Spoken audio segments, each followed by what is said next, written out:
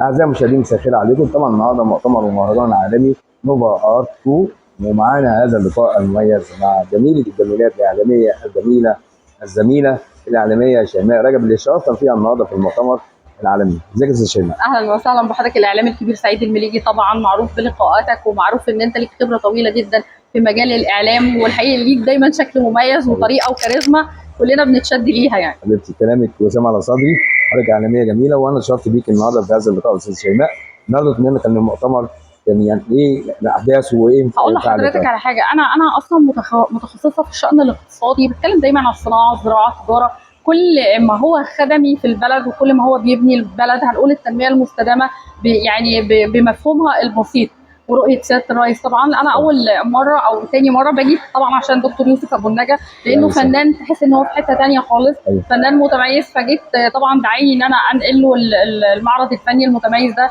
والحقيقه من اهميه المعرض ده اولا انه جامع قامات كبيره، دي حقيقه اكيد طبعا في كل المجالات احنا شايفين ده بعيننا. ثانيا هو اول معرض في مصر في الوطن العربي يقدم العمل الفني برؤيه مختلفه من خلال خشبه مسرح وموسيقى تصويريه واضاءه وعرض فني كان جميل جدا، كلنا استمتعنا بيه. اكيد انا شايف بيجيبوا التراث المصري والحضاره المصريه وكل حاجه حلوه.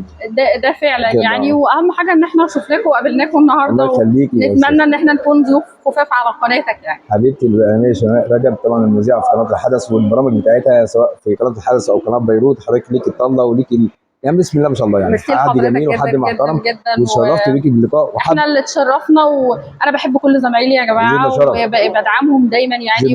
ليه يا فندم؟ لان الانسان الناجح والواثق من نفسه اكيد بيحب زمايله وبيحب غيره وبيحب انه يكون يعني ورده من خلال باقه ورد، ما يكونش هو لوحده او النفسنه. انا الحاجات دي مش فيها اكيد، والدليل على ذلك حضرتك يعني شيء جميل. اول ما شفتيني جيت سلمت عليا كصديق وزميل، فده شرف ليا. بالظبط كده، بالظبط يعني. انت ما جيتش تسلم، انا اجي اسلم عليك. لا ده زيد شرف والله.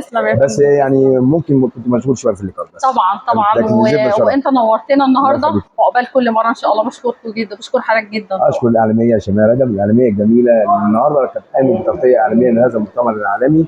كل التحيه وكل التقدير لكل نجوم الاعلام وكل حد جميل في مجال الاعلام. حضرتك جدا يا فندم، شكرا.